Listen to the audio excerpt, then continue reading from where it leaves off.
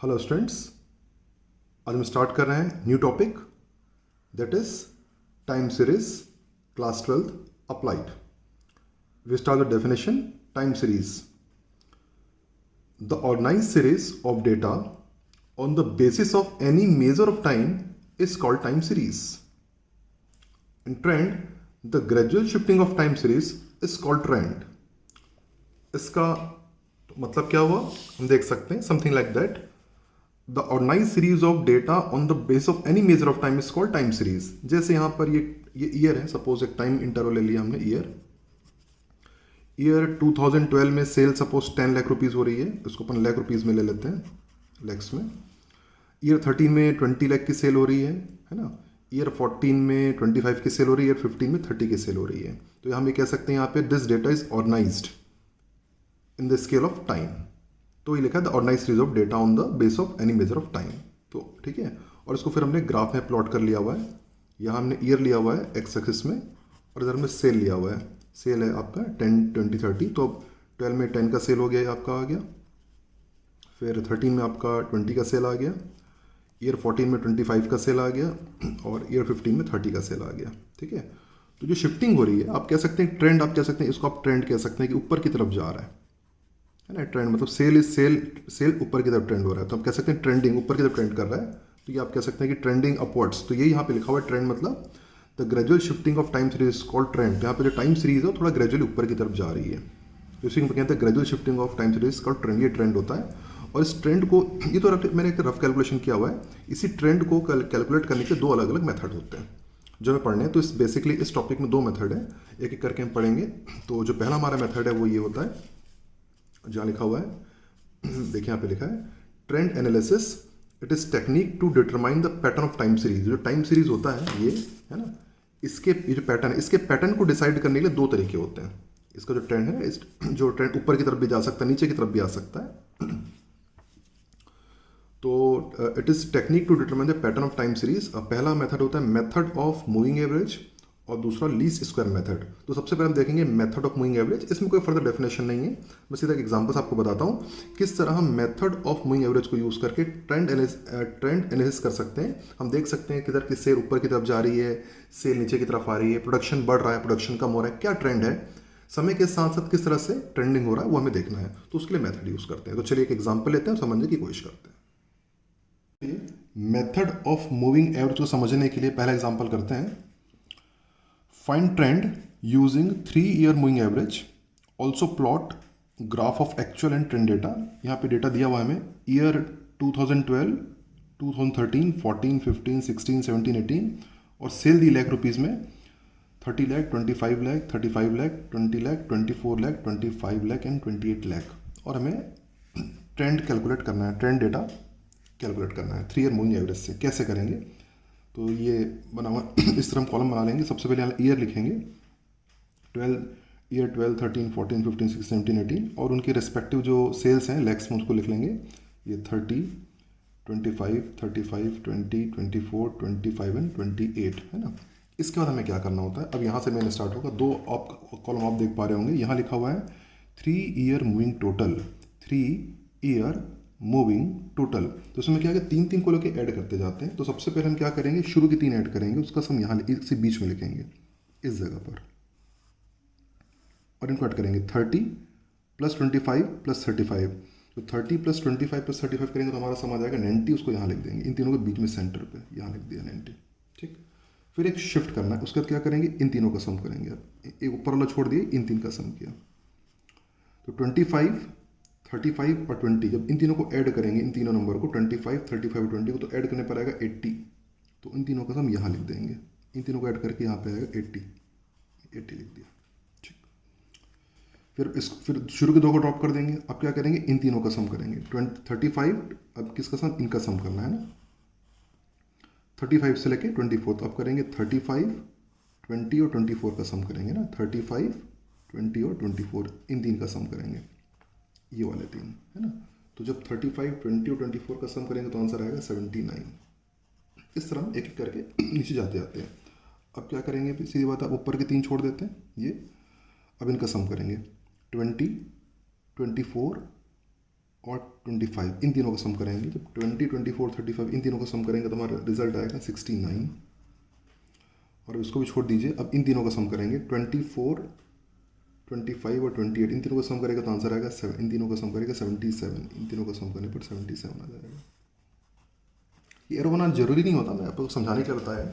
आप जरूरी नहीं एरो बनाएं, आप बना सकते हैं, नहीं भी बना सकते, बट ऐसा कोई इट इज़ नॉट मस्ट कि हम एरो इस तरह बनाएं, है ना। ये हो गया सम, ये हो गया 3 ईयर मूविंग टोटल। अब यहाँ निकालेंगे 3 ईयर मूविंग एवरेज, क्योंकि 3 साल, क्योंकि जो सम है वो 3 साल का, तो एवरेज निकालेंगे इसका, सबको 3 से डिवाइड कर देंगे। तो 90 डिवाइड बाई 3, ये हो गया आपका 90, तो 90 को 3 से डिवाइड करेंगे 30 आ जाएगा।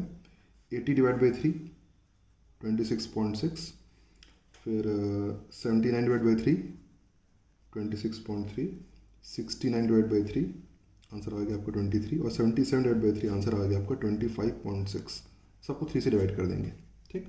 तो ये आ गया आपका 3 ईयर मूविंग एवरेज। यही बेसिकली ट्रेंड है, और इसी का हमें ग्राफ बनाना होता है। यहाँ पे जो लिखा हुआ है, also plot the graph of the actual data and the trend data. Actual data मतलब इसकी बात हो रही है, ये एक्चुअल डेटा और ट्रेंड डेटा हो गया। इसको बोलेंगे एक्चुअल डेटा, इसको बोलेंगे ट्रेंड डेटा।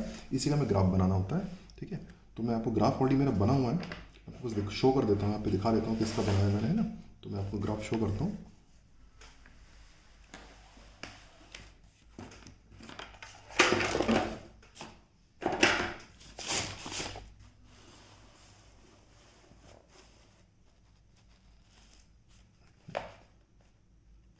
ये देखिए, इसी सेम क्वेश्चन के ग्राफ ऑलरेडी बना हुआ है यहाँ पर, है ना। तो मैंने फिर से ना बनाते हुए आपको शो कर दे रहा हूँ किस तरह बनाना होता है। बड़ा आसान होता है, ऐसा कुछ खास नहीं है। तो इसमें जैसे दो ग्राफ बनाने होते हैं, एक हमें बनाना होता है एक्चुअल डेटा का और एक बनाना है ट्रेंड डेटा का, है ना। तो पहले बात करते हैं एक्चुअल डेटा की। तो यहाँ पे ईयर देखिए, यहाँ पे देख लिखा हुआ है 12, 13, 14, 15, 16, 17, 18 ईयर है यहाँ पे मैंने ले लिया एक्स में 12, 13, 14, 15, 16, 17, 18, और उनके जो रिस्पेक्टिव सेल्स हैं इधर लिखे हुए हैं 15, 20, 25, 30, 35 सेल इन लाख रुपीज़, और एक एक करके बस बनाते जाएंगे। तो ये जैसे ईयर 12 का 30 आ गया, तो ईयर 12 का आपका सेल 30 आ गया है।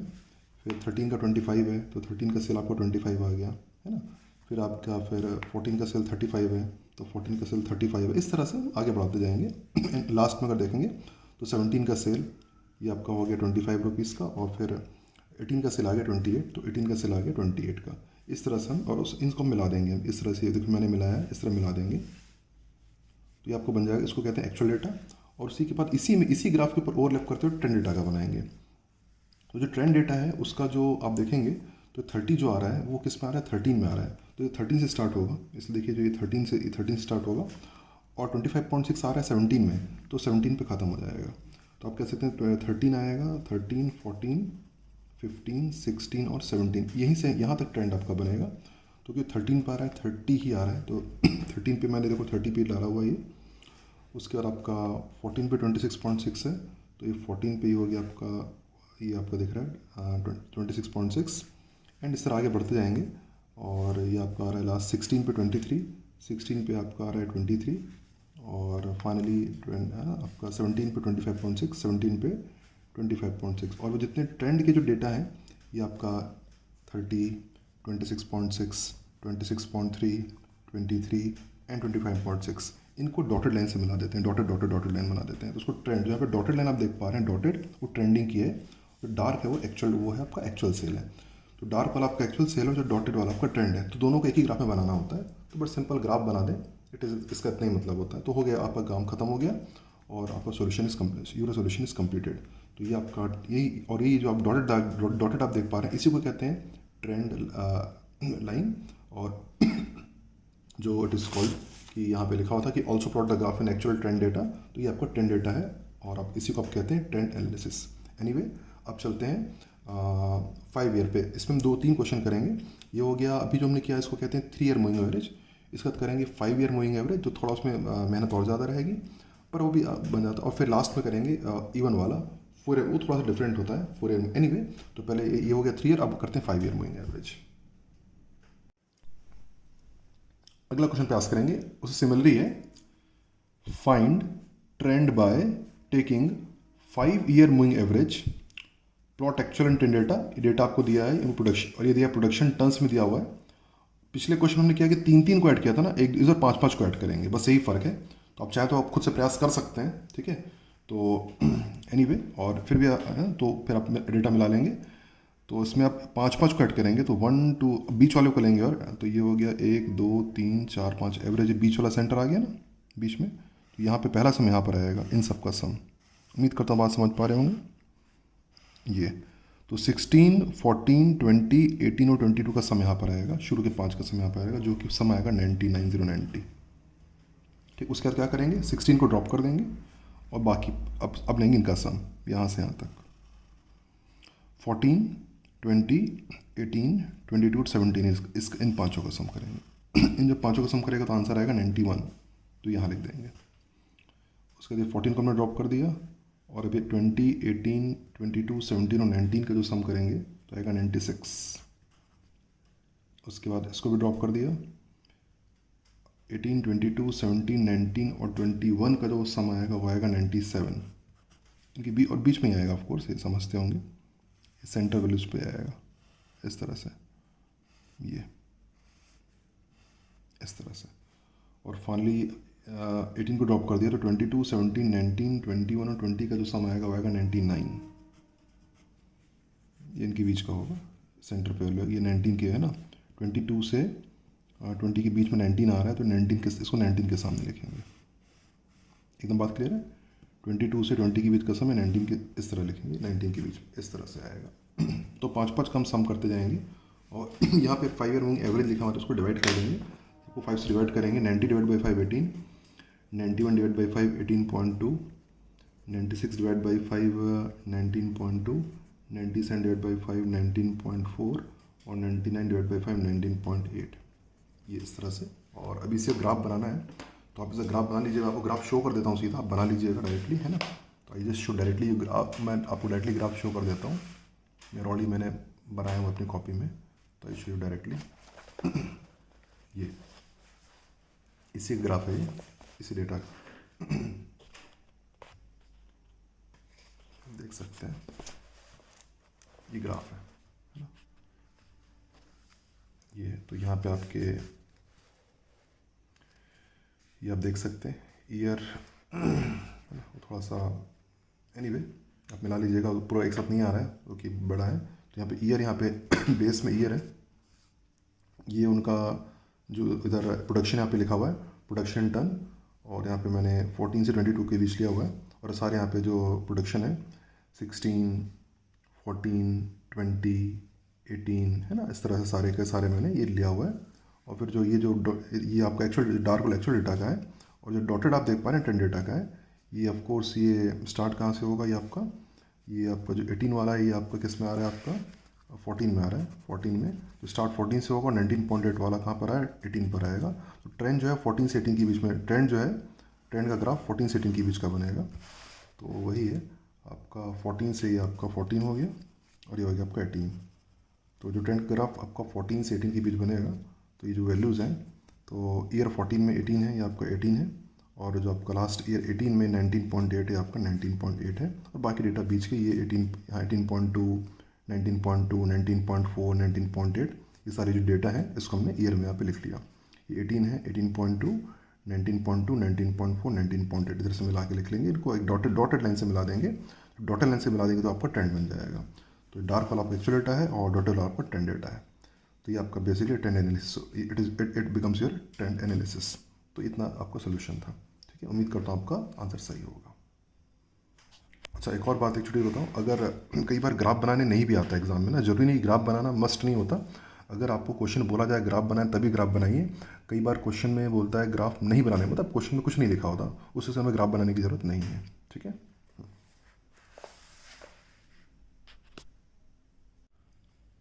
अगला क्वेश्चन प्रयास करेंगे, find trend by taking 4 year moving average for data and plot graph for actual and trend data. ये आपके ईयर दिए हुए हैं 15 16 17 18 19 20 21 22 और उनकी रिस्पेक्टिव सेल दी हुई हैं रुपीज़ लाख में, लाख रुपीज़ में 108 lakh 112 lakh and so on. हमें 4 ईयर मूविंग एवरेज निकालना है। तो यहाँ पे लिखा हुआ है 4 year moving average, 4 year moving total, 4 year moving average. जब यहाँ पे इवन रहता है तो एक कॉलम और बनता है, वो होता है 4 ईयर सेंटर्ड मूविंग एवरेज। ये जो लास्ट वाला कॉलम है बाकी दोनों में नहीं बना था क्योंकि ऑड थे। इवन में एक कॉलम और लास्ट में बनता है। और जब भी आप इवन के लिए सॉल्व करेंगे तो ध्यान यार रखिएगा, ईयर में यहाँ पे गैप आपको 1 साल देना है। जिस आपने इसके पहले जो सॉल्व किया था आपने देखा होगा, ये यहाँ पे हमने गैप नहीं दिया था, ये सारे के सारे कंसेक्यूटिव में लिखे हुए थे। और इसके पहले जो 5 ईयर का था और जिसके पहले आपका 3 ईयर वाला था, यहाँ पे हमने गैप नहीं दिया था, देखिएगा, है ना। ऑड में गैप नहीं देते, जरूरत नहीं पड़ती है, क्योंकि ऑड में क्या सेंटर पॉइंट निकालना आसान होता है ना। इन तीनों का सेंटर यहाँ पे बीच में आ जाता है। यहाँ पे भी ऑड में आपका ये पांचों का जो सेंटर है वो बीच में आ जाता है, तो दिक्कत नहीं होती है। पर इवन में क्या सेंटर बीच में नहीं आता, तो उसमें दिक्कत होती है, ठीक है। इसीलिए हम जब इवन का लिखते हैं तो ध्यान रखेंगे एक ही लाइन बीच में गैप दे दीजिएगा, तो उससे आपको बनाने में मुश्किल नहीं होगी, ठीक है। बाकी करना बिल्कुल वैसे ही होता है। एनीवे, अब आगे हम सॉल्व करते हैं। आप खुद भी कर सकते हैं, कोई दिक्कत नहीं है, आप डेटा मिला सकते हैं। मैं अपने आप चाहे वीडियो को होल्ड करके करिएगा, मैं सोल्यूशन में आगे बढ़ता हूँ, है ना। 4 ईयर, ये हो गया ईयर, ये हो गया सेल, और 4 ईयर मूविंग टोटल। इन चारों का सम लिखेंगे तो 108, इन चारों का सम सबसे पहले आएगा और इसके बीच में आएगा, देखिए इसलिए गैप छोड़ रहा हूँ, देखिएगा, समझिएगा। इन चारों का बीच वाला पॉइंट यहाँ पर आएगा, इस जगह पर यहाँ आएगा। उम्मीद करता हूँ आप समझ पा रहे होंगे कि मैंने गैप यहाँ पे बीच में क्यों छोड़ा है, क्योंकि अगर गैप नहीं छोड़ेंगे तो कहाँ डेटा लिखेंगे कहाँ पर, इन चारों का मिड है ना, इसलिए गैप छोड़ना पड़ता है। तो 108, 112, 110 और 120 का जो मिड पॉइंट है वो आता है 450, 450। ना अब आप एकदम क्लियर होगा हमने गैप बीच में छोड़ा क्यों है, ठीक है। अब क्या करेंगे, इस 108 को छोड़ देते हैं, इन चारों का सम करेंगे अब, ऑफ कोर्स। तो 112, 110, 120 और 140 का सम करेंगे तो आंसर आएगा 482। इसको यहाँ लिखेंगे 482, इनके बीच में, इन चारों के बीच में, और फिर एक एक करके छोड़ते जाएंगे। अब इनका सम करेंगे, है ना। 110, 120, 140, 120 का सम करेंगे तो आंसर आएगा 490, जो इनके बीच में लिखेंगे। फिर ये 3 को भी छोड़ दिया, फिर 120, 140, 120 और 100 का सम करेंगे तो आंसर आएगा 480। और फिर लास्ट के 4 लिखेंगे 140, 120, 100 और 130 का सम करेंगे तो आंसर आएगा 495। इनके सेंटर पे लिखेंगे, इन चारों के सेंटर, मतलब यहाँ पर ऐसा ऐसा, इन चारों के सेंटर, सारों सेंटर पे लिखना होता है 495। ये जो मैंने एरो में बना रहा हूँ, ये एरो बनाना जरूरी नहीं होता, आपकी इच्छा तो बना भी सकते हैं, ये आपके ऊपर है ना, ऐसा कोई मस्ट नहीं बनाना, पर आपकी इच्छा ऑप्शनल है, चाहे तो बना सकते हैं, ड्रॉप भी कर सकते हैं।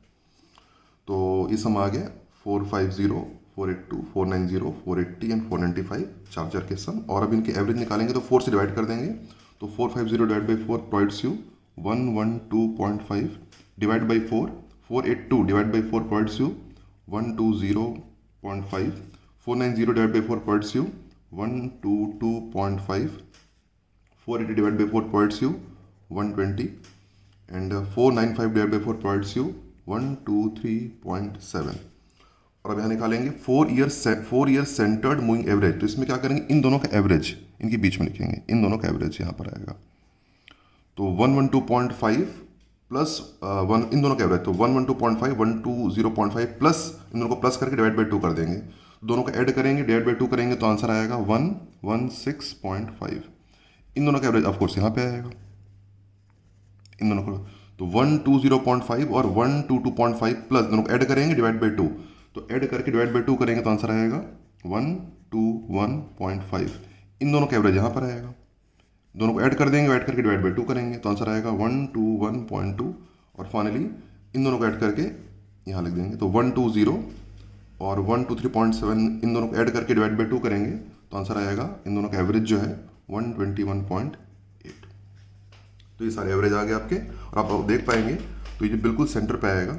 ये जो है आपका 116.5 ये आ रहा है 217 के साथ, फिर 121.5 ये आ रहा है आपका 2018 के ईयर 18 के साथ, 121.2 आपका आ रहा है 19 ईयर 19 के साथ, और 121.8 आपके आ रहा है 20 के साथ। इस तरह से बिल्कुल सेंटर पे आता है। तो जब आपकी ट्रेंड डेटा बनेगा, तो ट्रेंड डेटा जो आपका बनेगा 17 से 20 के बीच का ही बनेगा, और एक्चुअल डेटा तो पूरा बनेगा, ठीक है। उम्मीद करता हूँ आपने ठीक भी किया होगा, और ये सारा ग्राफ आप मिला सकते हैं, ठीक है। ये मैं आपको दिखा देता हूँ, मैंने ऑलरेडी बनाया हुआ है, मैं ऐसे करके दिखा दूँ, वेट,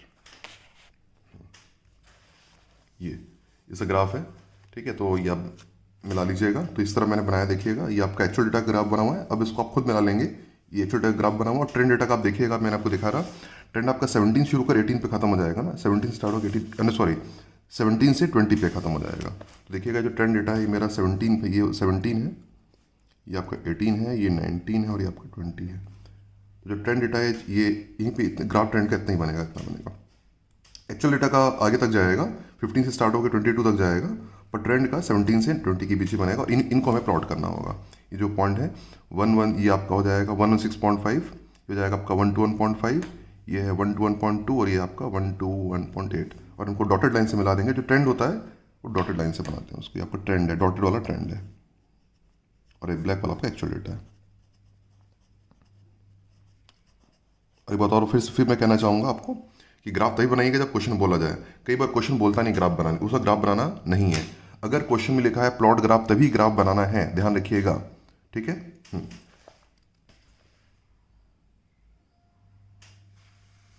ये आपका फाइनली आंसर।